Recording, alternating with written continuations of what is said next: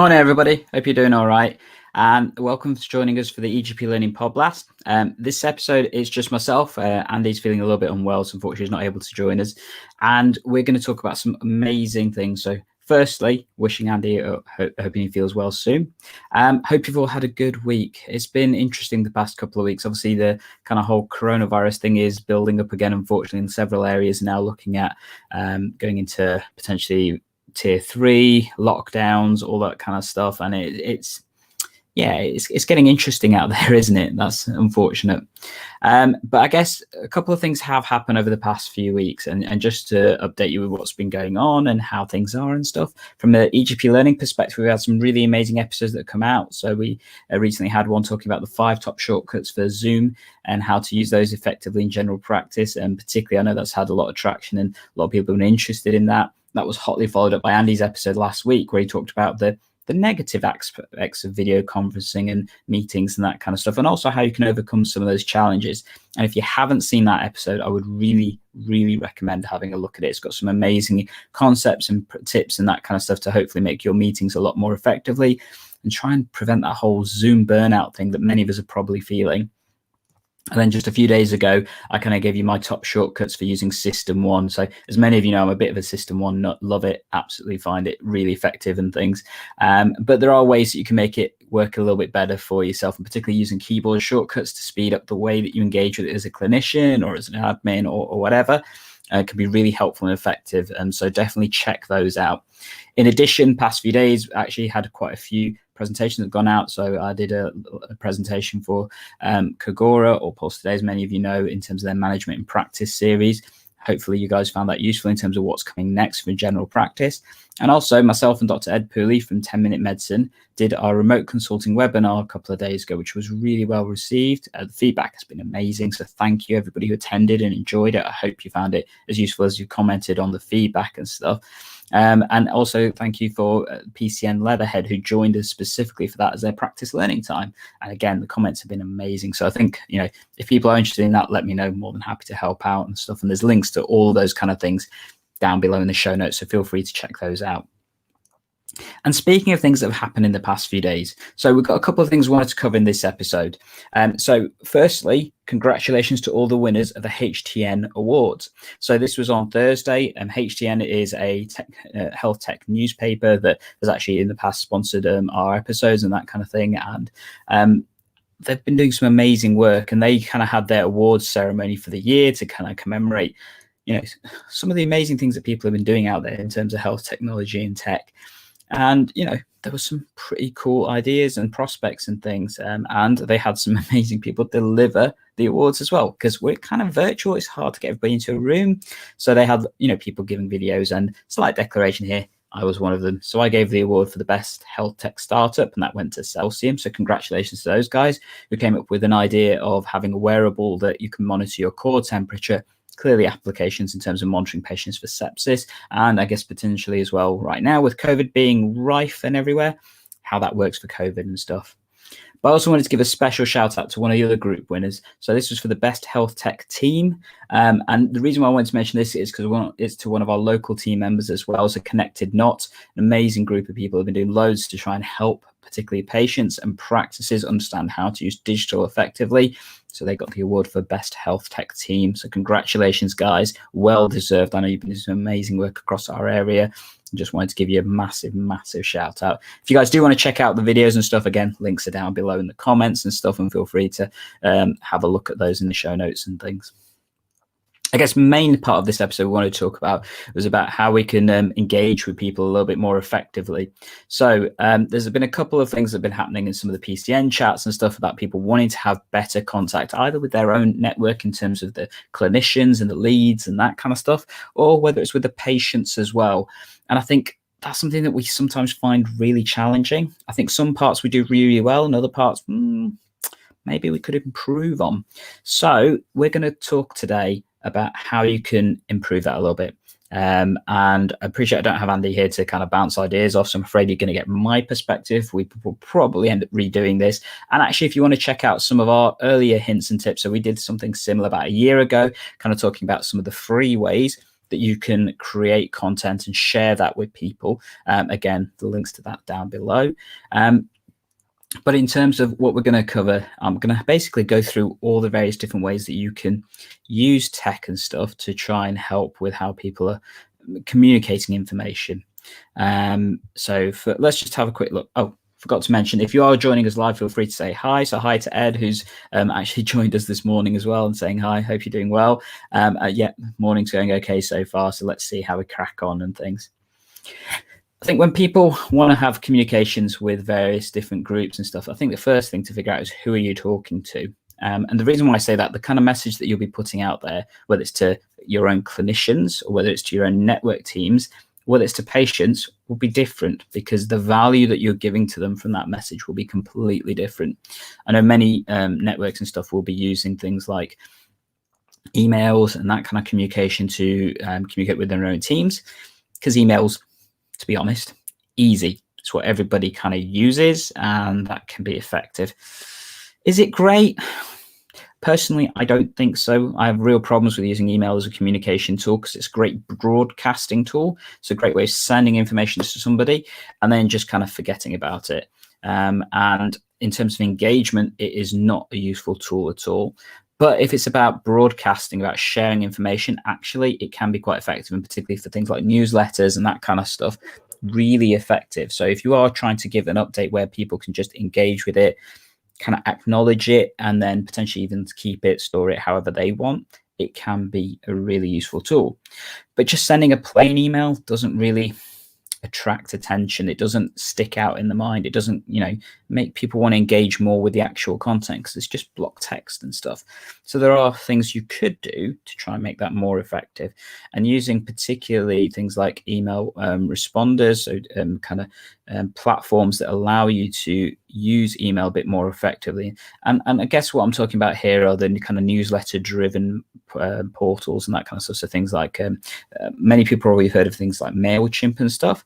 Mailchimp's okay. The free kind of packages and stuff are they're all right. I must admit, they used to be really good, and for many years I've used Mailchimp myself because it has been easy to use and it allowed me to do what I needed to do. I've kind of grown to an area where I'm now looking at my next kind of platform, and I guess what I am looking at are a couple of different options. So potentially things like SendFox.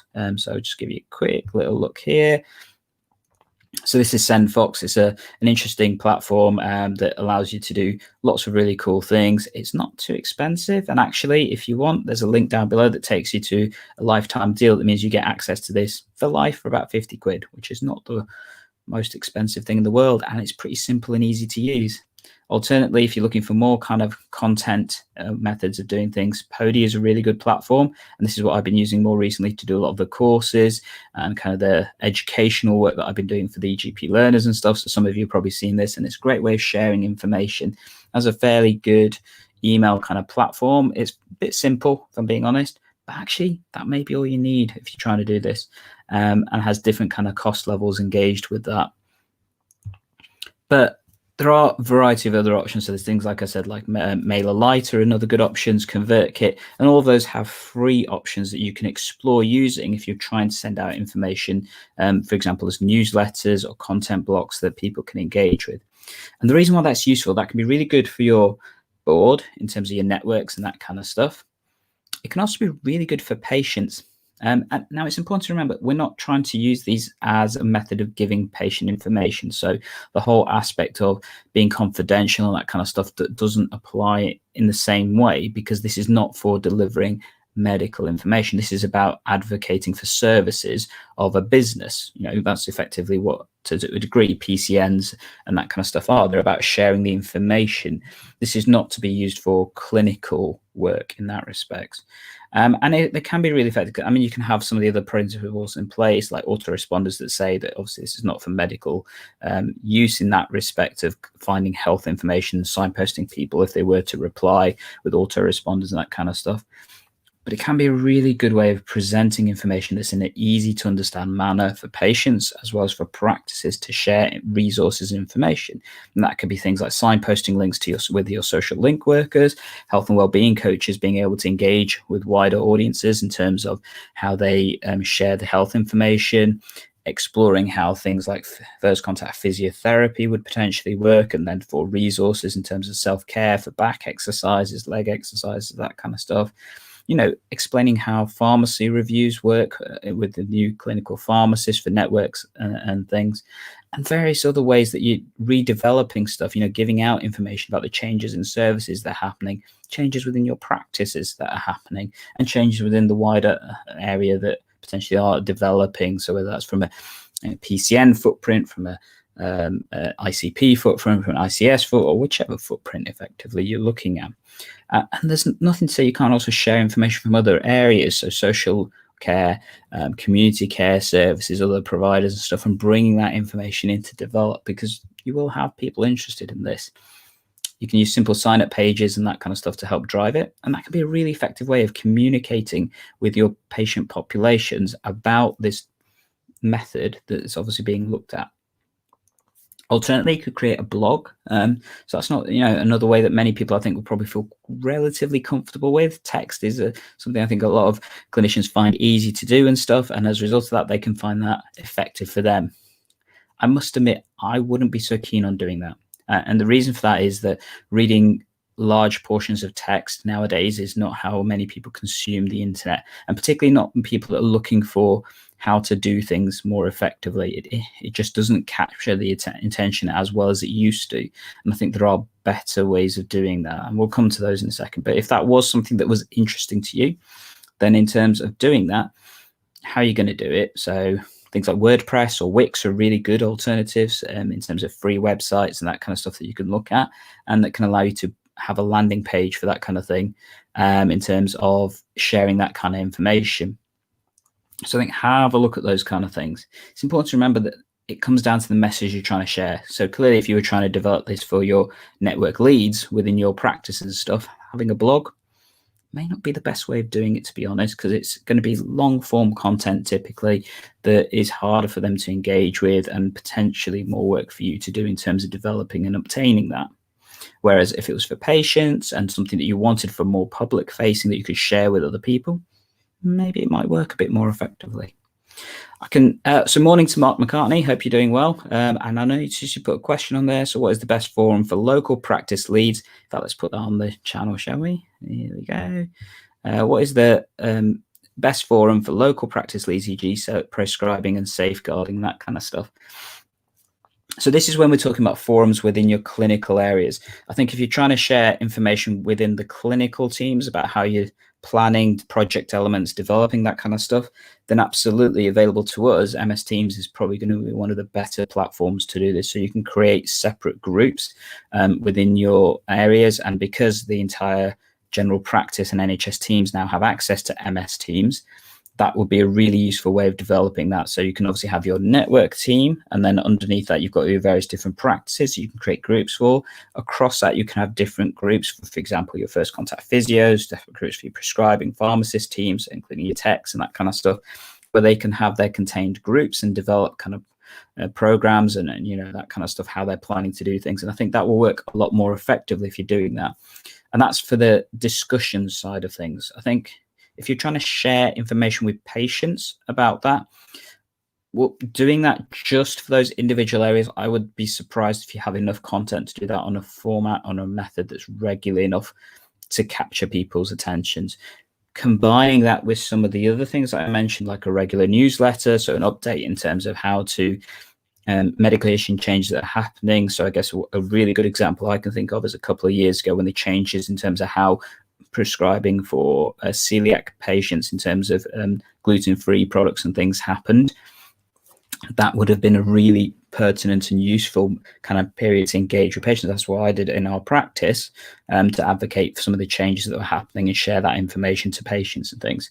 Flu is an obvious massive one that if you've built some of that engagement and content, then you can easily deliver that a bit more effectively and stuff. So I hope that helps, Mark, in terms of some quick answers for that particular thing. But what other methods have we got? So we talked about emails and newsletters and stuff. We talked about blogs. So that's written form content. I mentioned earlier that a lot of people are not engaging with written form content as well as they used to. And that's because there are now, the technology's got to a point where using other forms of content have become so much easier. And absolutely one that I would recommend people explore is looking at podcasting, because audio content is something increasingly people are engaging with because it's so easy to do nowadays, both in terms of listening, but also in terms of creating as well.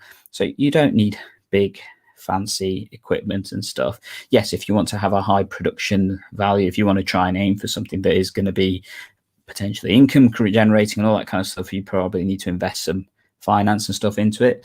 But actually, if you're doing this about sharing information and more importantly, the content and the message, then to be honest, you can do it with something as simple as a mobile phone or a laptop.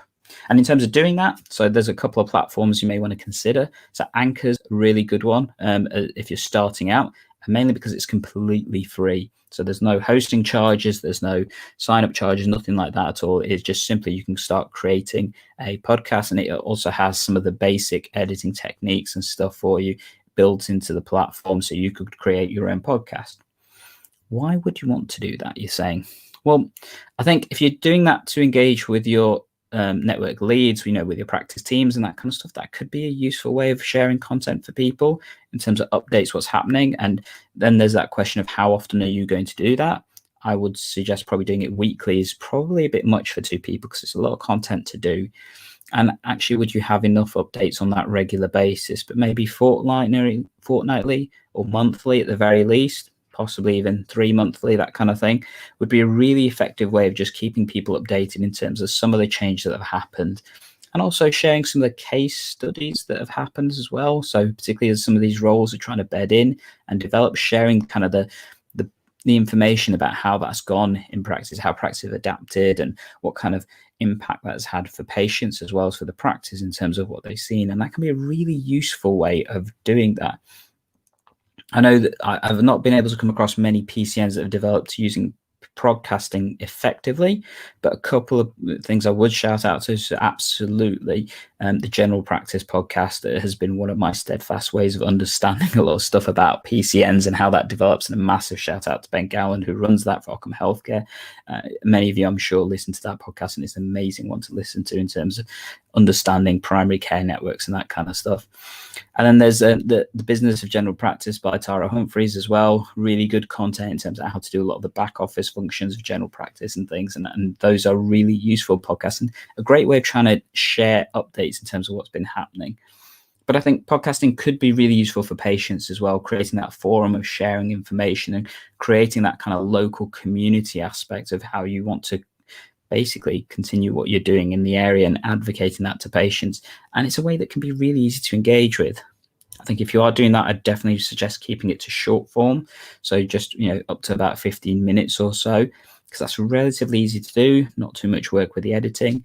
And actually, you potentially will have really good uptake in terms of how you want to do that.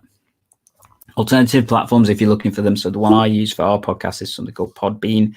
Really good platform. We found it really effective in terms of being able to share wider. So obviously then we can share that through obviously all the major platforms like Apple Podcasts, Google Podcasts, Spotify, and that kind of thing, and put it wherever you need because you get links to share it on websites or other kind of media. I know some places have started using things like SoundCloud, which is an okay platform for podcasting. I must admit, I'm not a big fan of SoundCloud just because the way that it shares podcasts and stuff is slightly different to things like Anchor and to Podbean.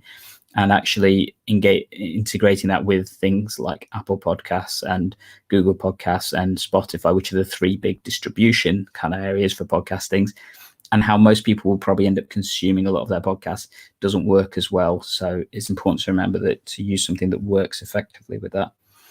And the cool thing about podcasts is you can just do it. Like I say, you can actually record them just on your mobile phone. You can record it with just a laptop. Important to think about the environment that you're recording it from. So you do need a bit of time and a bit of space so that you don't have big echoey walls. You don't have lots of busy things going on in the background because that will affect the audio, and the audio is important. But it's really easy to do, to be honest, and quick and effective. And just going live can sometimes be really liberating in terms of just talking about what you're doing and stuff. And using technology, many of us Zoom nowadays. So if you did want to interview people using Zoom, can be a really effective way of recording remote podcasts. I know I've done various ones for ours as well as other podcasts where they use those kind of platforms. Teams is a possibility, but it's important to remember that Teams audio is not so good when it's been recorded in comparison to things like Zoom and other platforms. So just to be aware of that.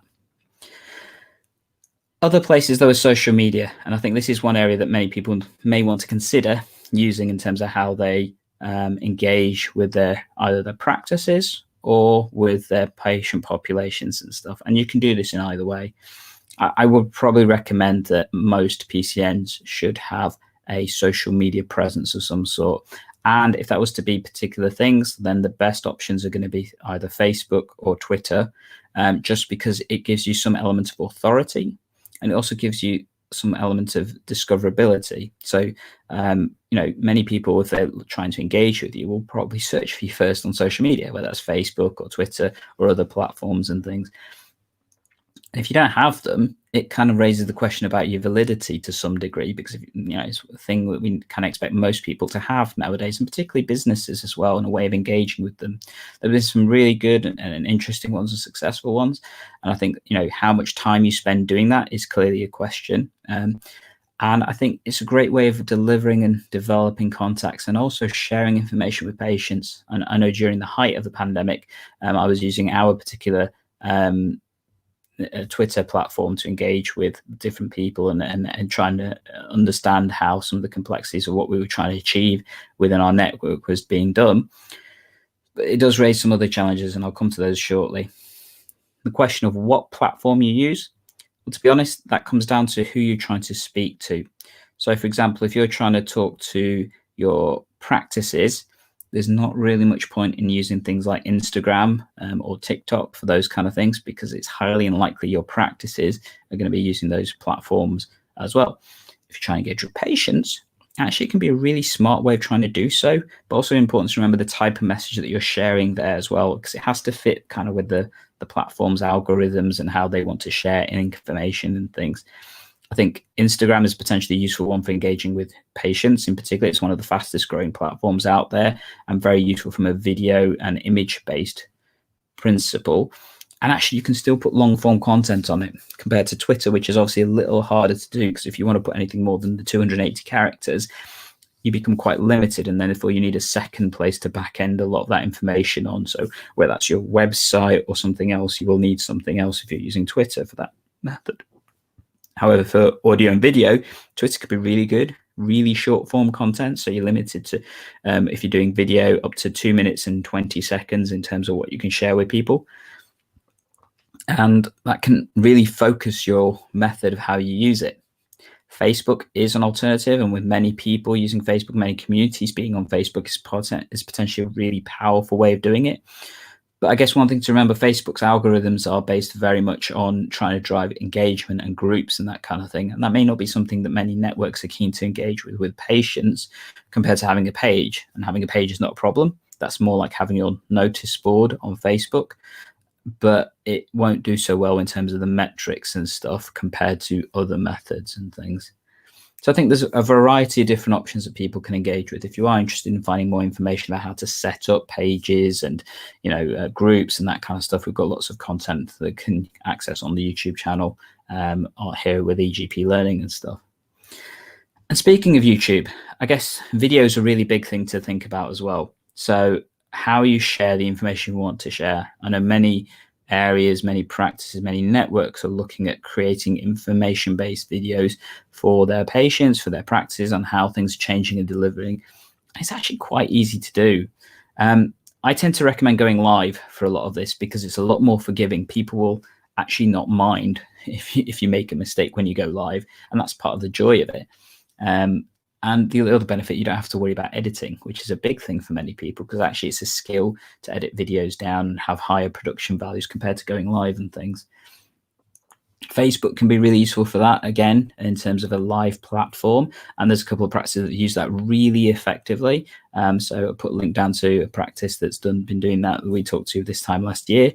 Big shout out to Nabil Arshad, who's I've forgotten the name of his particular practice, but I know he's been doing some amazing stuff with Facebook Live within his local area, and the engagement his practice, I think, is getting from that is a testament to how committed and stuff he's been doing with that kind of delivery of content.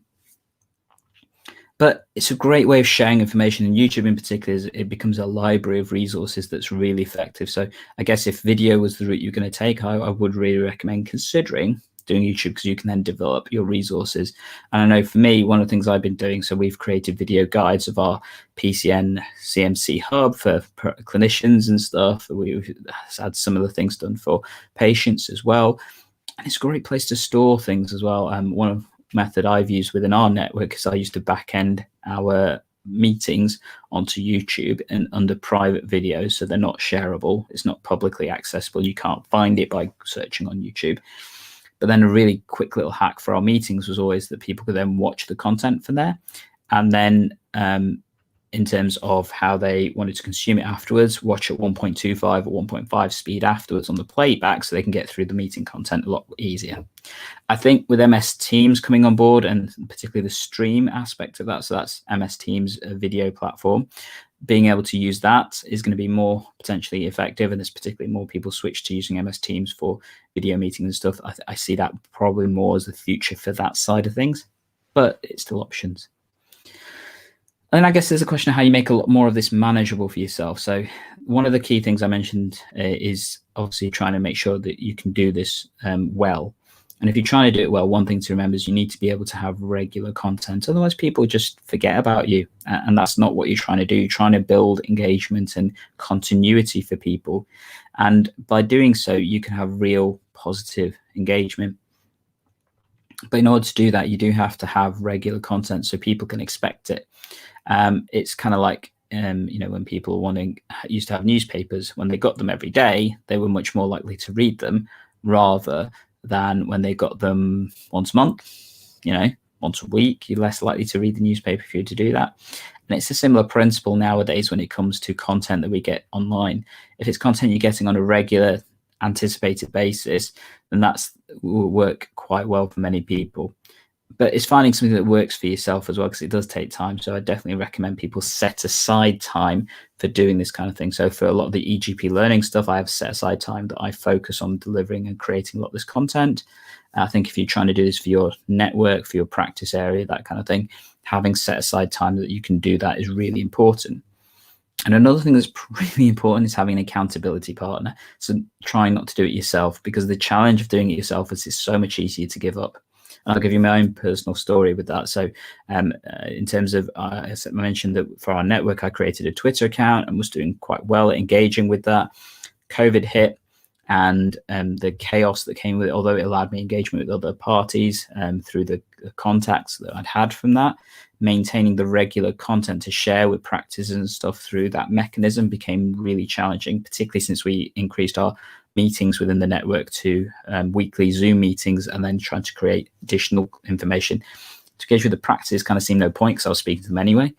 And for patients, it was the information was changing so rapidly that actually trying to still maintain and create that, even though it only took me normally half an hour to do, finding that half an hour became really challenging. And because I was trying to do it myself, it fell by the wayside. And I can accept that that happened. If you have an accountability partner, so somebody that you're doing it with, actually that's less likely to happen, or actually that's somebody you can lean on to help you do stuff. And that's, I guess, how me and Andy have been able to maintain a lot more of the content that we've been doing. And I guess today is an example of that. Unfortunately, Andy's not feeling too well, so he's not been able to join us. I've still been able to pick up and continue the content, so that hopefully we can deliver amazing content to you in terms of what we're trying to do and stuff. So I think there are reasons and difficulties with trying to do it, and making sure you've got some set aside time to create this kind of information sharing, making sure you've got somebody to help and support you do it. And even if that's just simply to say, have you done it yet? And also making sure that you've got tools to help you do that. So when it comes to sharing the information, I'm a massive fan of using sharing tools, things like Publo, which I know I've talked about before, and particularly for PCN networks. I think that's a really amazing tool to look at and things. But also, having set processes and things in place to try and help you share that information.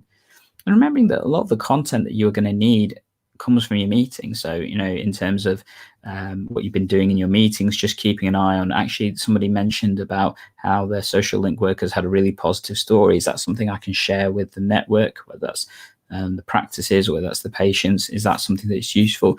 and having this on your agenda to do so, because actually if we build better engagement with our communities, if we build better engagement with our patients, we're much likely to have a better experience overall when it comes to delivering healthcare within our areas. And that's hopefully what things like network working and stuff is all about.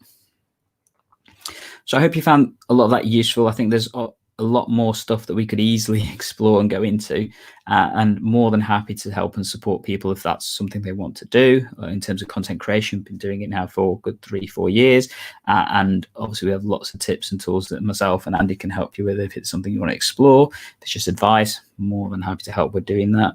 I noticed Mark's mentioned another comment, so in fact, let's put it up. Where are we? There we go. So thanks for that answer. Teams looks like a good option for us, but I don't have a high level authority to create a team. Yeah, I know that's been one of the challenges with the new refresh in terms of having the authority to do so. In terms of doing that, quick piece of tip advice, a couple of things. So number one, contact your local administrator. Should be able to sort that out quickly and easily for you. Many of them can do that really effectively, and that's what I did for ours. So I've not had the ability to create my own team. So I emailed our local admin person within a couple of days. I had a newly formed MS Teams for our network that we've now been using to coordinate a lot of our meetings, and it's actually taken a lot of pressure off me, because prior to that I was doing it all off my Zoom and that kind of stuff. And also the information sharing with documents and stuff has become so much easier. So for example, we now have an action log that all of our officer team can now look at and update independently and not have to worry about having the incorrect version. It does work really well. I know that we've got a planned MS Teams conference. Originally, this was set for the 4th of November. We're hoping that will still continue at that date, but we may have to push it back a little bit just because of wider things happening in the area. But if not, we'll keep you updated on that. And I'm sure that will give you a lot of opportunities to understand how to use Teams better, particularly as the refresh continues. So I know there is anticipation that shortly in the next month or two that most of general practice should have gone through its NHS refresh and therefore have full access to what MS Teams can really do for us out in practice. And definitely shout out to Redmore Health, who I know have been doing some amazing work helping people to understand how to use MS Teams better in practice. And I'll be continuing to do some of that on the channel here as well. So lots of videos planned for that in terms of how to use MS Teams a bit more effectively for all of you and how you can get the most out of it. So definitely stay tuned for a lot more information there. Anyway, GP learners, I hope you've enjoyed this episode. We've been covering things on how to create content a bit more effectively for engaging with your network. Congratulations again to the Htn Awards winners, and especially Connected Knots, our local team that have done some amazing work in helping practices in terms of engaging with this stuff. Myself and Andy will be back in a couple of weeks to talk to you about our latest digital care primary update. And in between, I'm sure we'll have lots of amazing content stuff and planned for you coming up soon. If you've got any comments or questions, feel free to ask me, whichever platform you prefer, Facebook, Twitter, Instagram. Yeah, I'm on all of them, whichever one you want to do. Definitely like the video if you think this has been useful and effective for yourself. Would love it if you could leave a comment down below. And absolutely, if you're enjoying our content, make sure you subscribe. And as always, HCP Learning is here to help save you and your patients time by taking hands in your primary care and learning. And if you do want more information, check out this video right here. Catch you soon, guys.